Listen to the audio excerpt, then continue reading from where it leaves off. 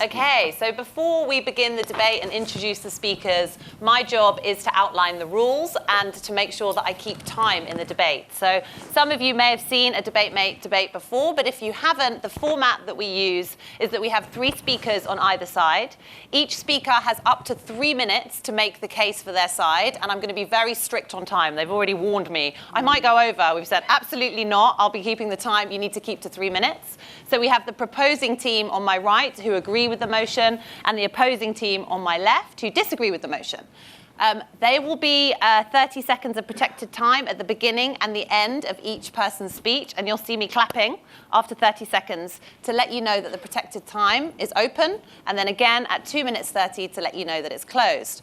The reason I do that is in the middle section of each person's speech, something called a point of information can be offered from the side that are not speaking. This point of information can either be accepted or rejected by the speaker. So I'd like to say that at the beginning, because there have been opportunities in the past where I've been chairing a debate. People have come in and seen me clapping, and they're like, "Why does that girl just clap at random top points?" The reason I'm doing it is just to let the speakers know about the points of information. So we'll hear 2 speakers from either side, and then we're going to be coming to the floor for the floor debate. So you're going to be sitting and watching this debate, but you're also going to be taking part. So we're going to be coming to you for questions and points after we hear from 2 speakers from either side, and then we'll come back for the summary speakers. So the final speaker on each side will summarize the case for their side, as well as addressing some of the points.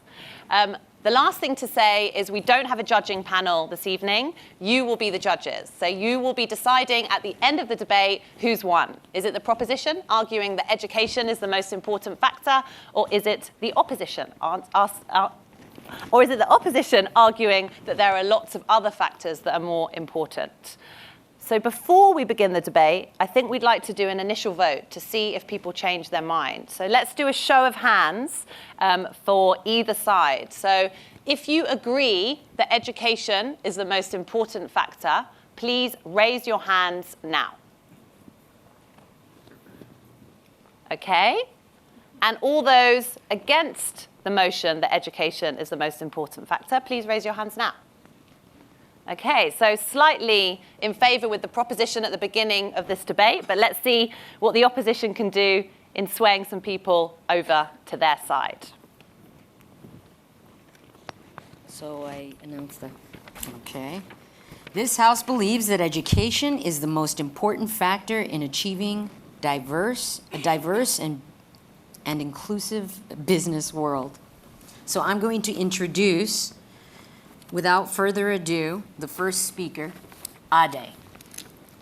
Okay, so before Ade goes up, I'll just give you a bit of information about Ade. So Ade has got a fantastic story. He is DebateMate through and through. I actually met Ade when I was a teacher, and he was doing the DebateMate program at his school, St. Bond's in Newham.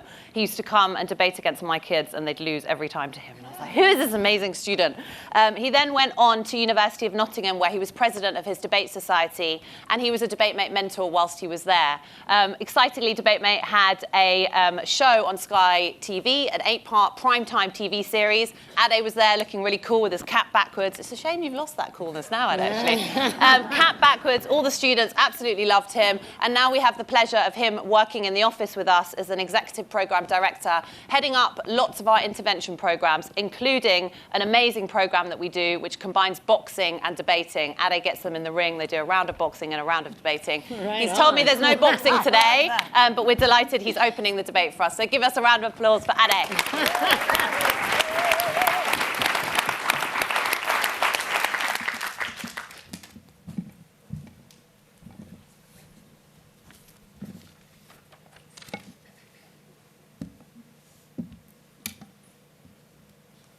In today's debate, we face an incontrovertible truth that education is the passport to prosperity. If diverse young people are given the skills through education, they can then apply to work in the business world and be successful in that way. That only happens through education, and therefore education is the most important factor in an inclusive business world. Our definition today is very clear. We think that in the school system, whether primary, secondary, or tertiary, it's important that we do foster important skills and technical skills, and that's what we mean by education today. My partner Ndidi is going to tell you about the dangers that come with not emphasizing the importance of education. My partner Rushma is going to summarize. But my case is about the technical base that workers require to be successful, because we think that every worker is going to need that technical base in order to be successful in business, right? Other things will be relevant, like culture and recruitment, but the most important factor, the thing that is most necessary,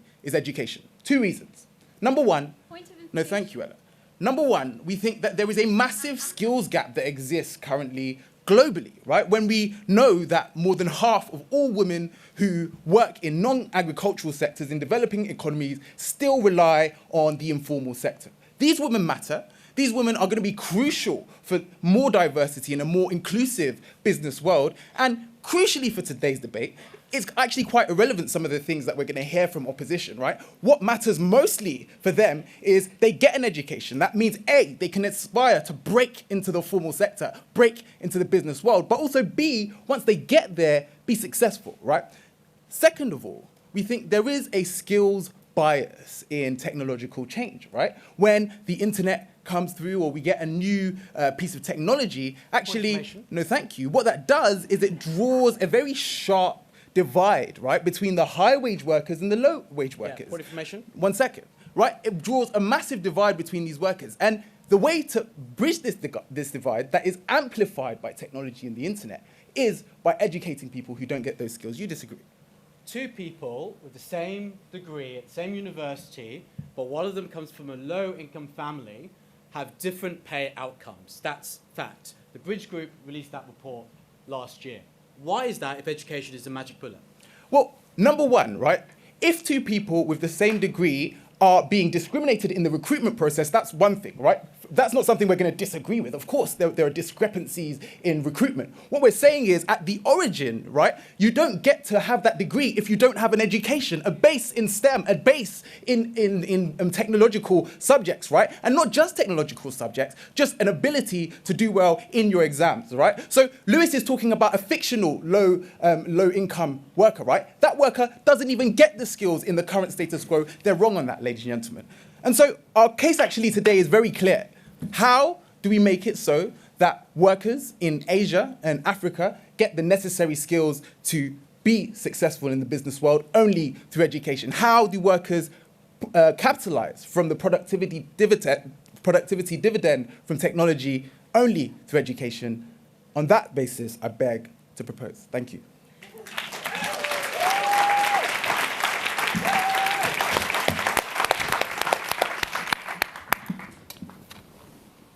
Now introducing Ella with her opposition. So Ella, again, is a debate mate through and through. She studied at the Bridge Academy in Hackney, where she did debate mate, and I met her when she was just 11 years old, debating. Oh, no way. We then supported Ella with her application for a scholarship to Yale University, which she got, and she's now in the middle of studying there. So Ella's majoring in English literature and political science, and she does some amazing volunteering while she's there as well. She mentors students from disadvantaged areas through the Ivy League College Appreciation System. And I said to Ella, what does she want to do when she finishes Yale and comes back to the UK? Although I don't know if she's going to be coming back, but she was like, I want to take over Margaret's job as DebateMate CEO in the US. So give it up for Ella. Awesome. Thank you. So, on-side opposition today, we also agree that education is extremely important. But what side proposition are missing out on is that alone education cannot achieve diversity. Businesses also need to help if we are going to have diverse workspaces. It's not enough for people to get great qualifications, because as we have seen from recruitment processes and from the culture that some companies foster, it means that even if you have an amazing degree and amazing skills training, you still, through factors that are beyond your control, can't actually get the positions that you deserve. And that is why we are proud to stand on team opposition today. So I will be talking about those 2 points, and then John will continue for team opposition, denied, talking about talking about the moral obligation businesses have to achieve diversity and how businesses and education need to work together. But before I start my speech, I'd just like to give Ade a little bit of rebuttal, because I think there's something that he's really missing when he gives us a point about how we need to shrink the skills gap globally. Of course, on Team Opposition, we think that everyone should have access to a great education. We're not denying that. But when Lewis stands up and gives a point of information saying that there are some cases where people have the same degree, the same qualifications, go for the same job, and then because of factors such as class or race or things beyond their control, they can't get their job, it shows that education is not enough. Ade can say, yes, they need to get education first. We're not denying that education is one of the factors you need in order to get a great job. We're just denying that it is the most important factor. We think even when you get an education, there are other factors that mean you still can't advance to the top. Yes, Ade. Okay, cool. For the student who gets to the point of applying for university, maybe there's discrimination. What about all the girls who are put off applying or even learning the subjects that can allow them to apply before that? Why don't they matter to you?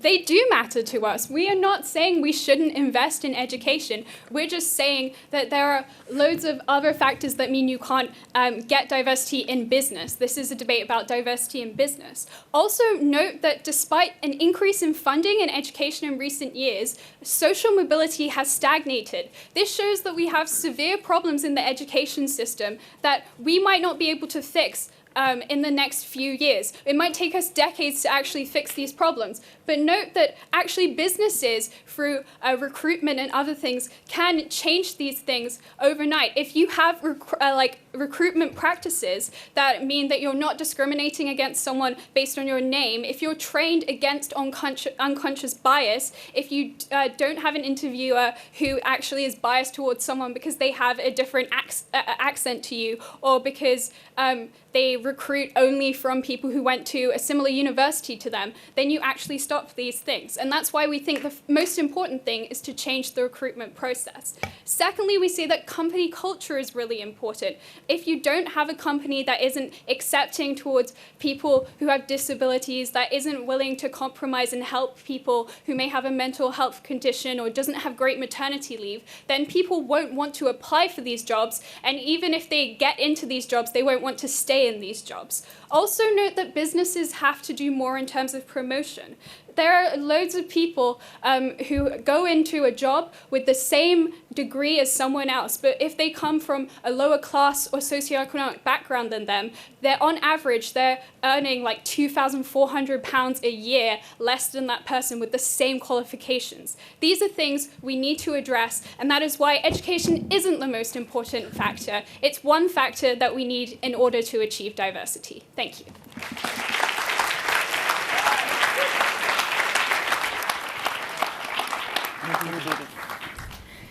Now we'll introduce Ndidi. So Ndidi is the Director of Digital and Consumer Voice Strategy at Pearson, as well as the co-host of the new hit education podcast, Go With Me on This. She's also Non-Executive Director for the NCS, the National Citizenship Service, as well as Mulberry School Trust and Centrepoint. And she's also an ambassador for Teach First Nigeria and on the advisory committee for the Institute of Ethical AI in Education. So give it up for Ndidi.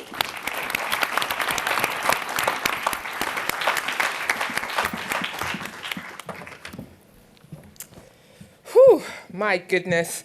When I first heard the title of this debate, I couldn't quite believe there was even a debate to be had on this. I mean, who in their right mind, no offense, would disagree with this motion?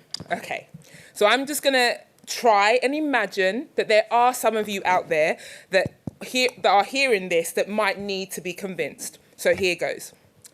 At its core, I believe the purpose of education is to prepare you for a fulfilling, meaningful and productive life, giving you the foundational tools on which all other experiences will be built. A great education builds confidence and resilience, adaptivity, and perhaps most critically, curiosity. These are all traits that businesses need their people to have.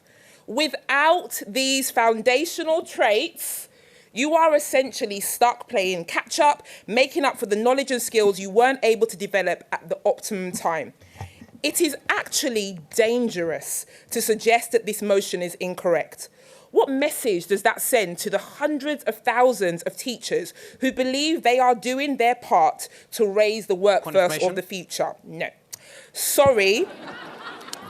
Sorry, your work isn't crucial to the world of business. Sorry, nothing you do here actually has critical impact on the business environment. Point of information. Go on then. If you're a black male with a learning disability, you're 128 times more likely to be excluded from school than a white middle-class girl. Do you think the education system, given that you want to place all your bets on it, works for every disadvantaged child? And if not, why are you focusing so much on it? I'm going to get there. Don't worry. You've preempted my speech. We should be seeking for deeper partnership between the school system and the business world, not this nonsensical divide that suggests that one does not prepare for the other. As Lewis and Ella before him mentioned, we do have real issues to continue to address across our school system. Issues of inequality, issues of poor access.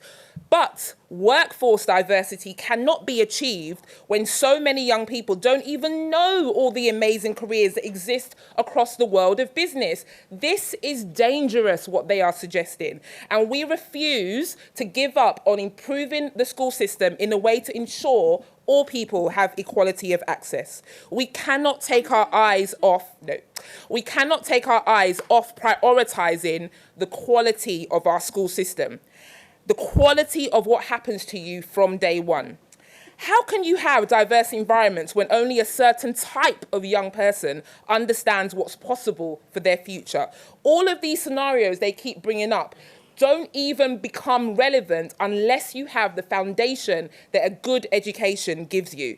We need the business world to so deeply believe in this motion that it drives the decisions that are made in CSR, that it drives the decisions that are made in school sponsorships and in staff volunteering opportunities. This is an issue that will have significant consequences if you go against this motion. People, what you decide today will send ripples across the education landscape. Ripples that will have lasting influence on the way schools perceive the long-term significance of the work they do on a daily basis. I implore you, therefore, do not let the opposition take us backwards with this motion. This is not the time to dilute the critical impact education has on our ability to build diverse and inclusive business environments. In fact, with all the us and them rhetoric that is so prevalent across our society today, this is the time to double down on our belief that partnership remains central and that the relay race of education laying the groundwork that business will build upon is in fact the only way we will ever truly deliver on that vision. Thank you.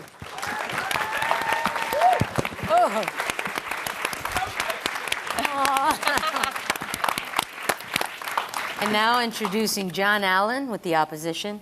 So John is a supporter of DebateMate. He's chairman of Tesco, Barrett Homes, and president of the CBI. And he has a huge bio that I could read all of the different roles that he's taken. But I think most importantly, we should say that John was a debater whilst he was a student at the University of Edinburgh. And he's very excited to be debating with you all here this morning. So give it up for John Allan.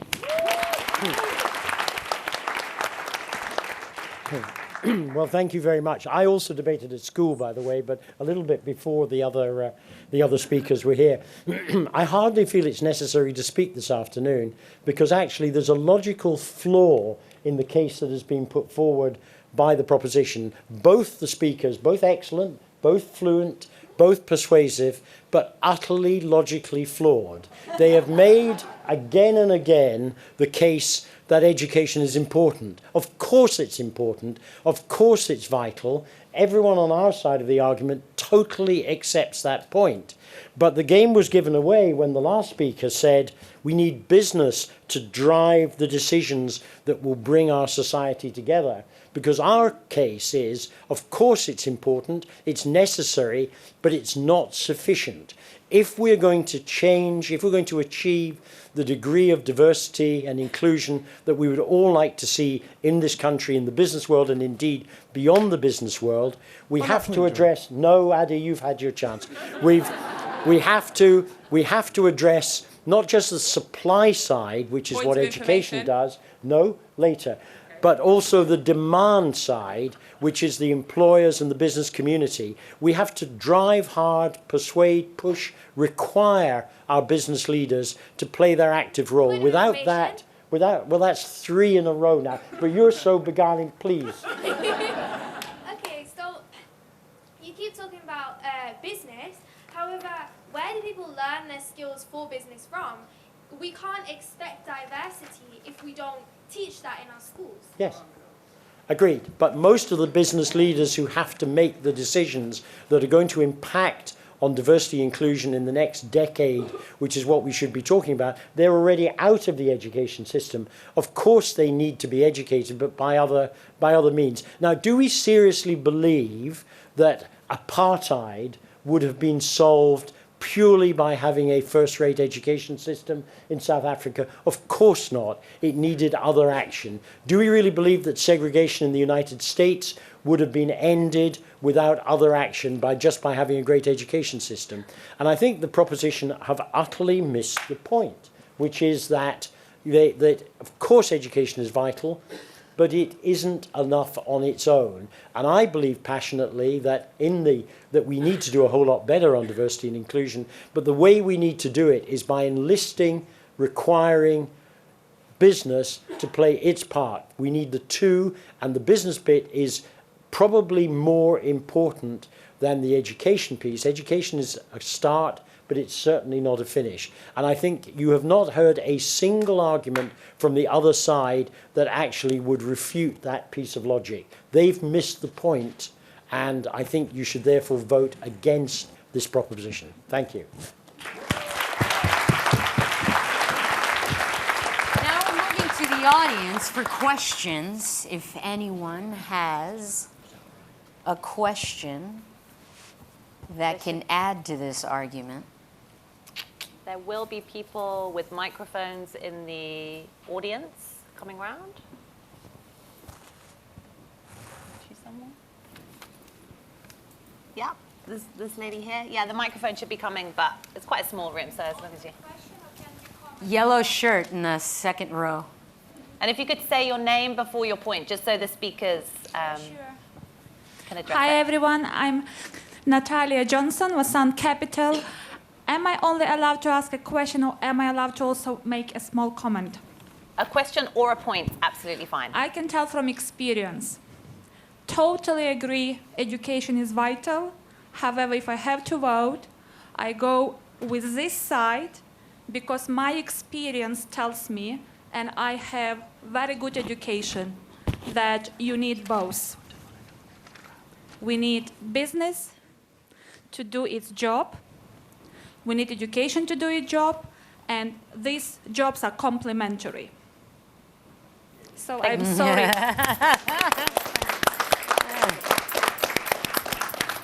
And just to say that the points won't be addressed individually, but the final speakers on either side will address as many as they can. Yeah. My name is Ayat, and I'm a DebateMate student from Shireland.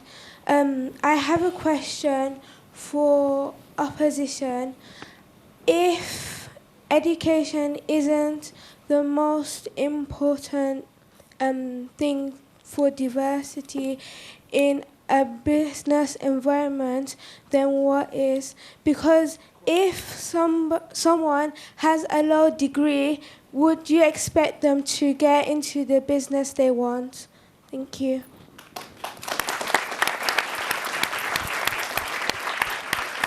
Thank you very much. Excellent point. We'll go to someone else, maybe in the middle here.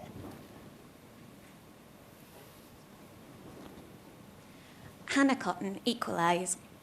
I wonder, is education limited to the school environment, or maybe home and media have a role too? Thank you very much. Gentlemen, oh, yeah. Hi, Anusha Shah, Plant for Earth. I work in the climate change sector. So my point is that, of course, education is, but there have been, I think it's more about being conscious about what's right and wrong. I've been 20 years in the infrastructure industry, and I'm telling you from experience, it doesn't matter what degree you have and how qualified you are, you'll still get some people who will just ignore you because that's how they are. So you have to have the inner consciousness of what is right and what's wrong and whether you should be discriminating or not discriminating. And it's not always the unconscious bias. There's conscious bias and unconscious bias. And the day we start talking about conscious bias openly, racism openly, that's when we'll solve the problem. Mm-hmm. Thank you. Thank you. Okay, and we've got one at the back over there. Yeah. Hi there, Charlotte Thompson, London South Bank University. How would you engage people from non-education backgrounds, families and backgrounds that aren't really engaged in education, say their parents didn't pursue education beyond compulsory school age? How do you get those people on board to go upskill and join the workforce and be more productive? Good question. Thanks very much. Yeah, down here. Hi, Gauri Hai from Upskill Digital. We actually educate businesses, which is interesting. So love the topic. So my question is, considering education has seemed to be defined purely to primary and secondary and sort of that area, perhaps even to John, or sorry, to all of you guys, why is it that we are just kind of limiting education to that and not to the fact that businesses can be educated into how they recruit differently, for example? So I'd like to see how you guys would respond to the idea of trying to not limit yourself to education being a particular time of your life, but more over the course of continuous learning, perhaps how, I believe it is the most important personally, but I think it'd be interesting to see how you guys try to expand your thoughts on where education exists. Yeah, over there. Oh, hi, it's Margaret McCabe, the CEO of DebateMate. Nelson Mandela was my inspiration for setting up DebateMate, and he profoundly said that education is the only way you bring about any sort of change. So I would support the motion that education is what it's about. And I don't think we should lose any perspective on what we're trying to achieve. What we're trying to achieve is the dislodgement or the evening up of the playing field of a white male majority, really more or less across the world. So what we're trying to do is make things even, make the playing field even. And the only way to really do that is through education. I used to address the Court of Appeal on this point years ago, and I often used to say to the judges, what we're trying to achieve is the Groucho Marx truism. And he used to sit at a chair at the head of a board table and say, it's all in a whole group of diverse people wanting to get through. And he'd say, yes, but I would give you my chair, but I'm sitting on it. So what we're trying to achieve really is we want to get rid of this word diverse. I never want to hear that again. What we have to do is normalize it. We just want everybody to reach their potential and to work according to their ability. And that's really what this is about. And whether we do it in school or through teachers or through out of school, through business, it's irrelevant. But we've got to move the power base. Amazing. We've got someone there? Yeah? Thank you. Hi. Oh, sorry. Go? Here, yeah, we'll go also, here and then there after. Hannah Bengtson from NASDAQ. So I think a couple of questions. One is around the timeline and also about how do we upgrade our education and what is education. The root is everything we teach the younger generation and how we teach them not just the technical side, but also the behavior, the mindset, and how do we prepare them for the new world we are today. So if we're talking about a plan for the long term, it's education. Regardless, it's the most important. You remove that, everything else just collapses. Everything else is important, but the education is key. If you look at history and use data, why the white male has advantages today is because they had access to it. And if we teach the behavior and the civism and how we live as a community in our education program from the young generation, we're building the right platform for the future, not just to solve the problem right now.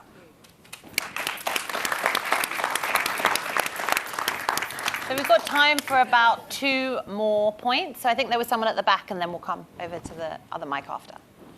Hi, I'm Cecietta. I'm from Bloomberg. I also co-chair the Black professional community here at Bloomberg. And I think there are 2 issues. I think education is certainly important because it gives an equal playing field. So it brings those people who would not normally have access to companies and firms to be able to compete and go through the recruitment process. But certainly, in terms of diversity in business, then that's a completely different facet to the entire game, because it's almost saying, well, what does a business do to actually ensure that they're looking at these applications in the same way? And that's where the diversity comes in. That's where diversity in business comes in. So the education, yes, gets the applicant there, or probably gets them through the door. But how do you nurture that candidate? How, when they come in, what do you do with them? What's the environment? What's the diverse environment in the firm?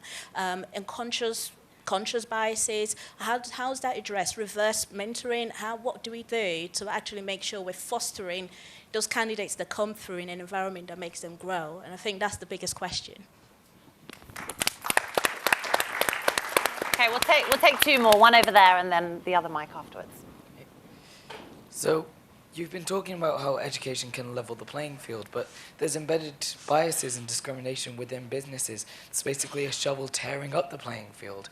So, surely we need to get rid of that before education can truly be the hugest factor in diverse businesses. But before that, we need to get rid of the discrimination that already exists. So one last point. Oh, yeah. Hi, my name's India Doris, and I work for Creative Treaty, and I'm also a UN Human Rights Fellow, and I'm kind of torn between both teams because the word education and how it's being used, it's quite an ambiguous word. Do we mean education as in compulsory education in primary and secondary schools, or are we also talking about educating businesses on how they can be more diverse? And as well as that, there are some things that you can't teach anyone. So in looking at it in a human rights perspective, in terms of how we can make businesses more diverse, it comes down to compassion. It comes down to business saying, well, actually, we do want to hear voices from the disabled community or communities of colour and that sort of thing. And that's something that you can't teach anyone, and you can't educate anyone on that. And as well as that, just also it's a certain level of humility as well. So as it's been said quite a lot today, there's a proportion of the population who's had their voices amplified a lot, and that's men, and especially white men. So it's kind of men and white men being a bit humble and having some humility and saying, actually, we want to platform the voices of others. So I'm kind of torn because of that.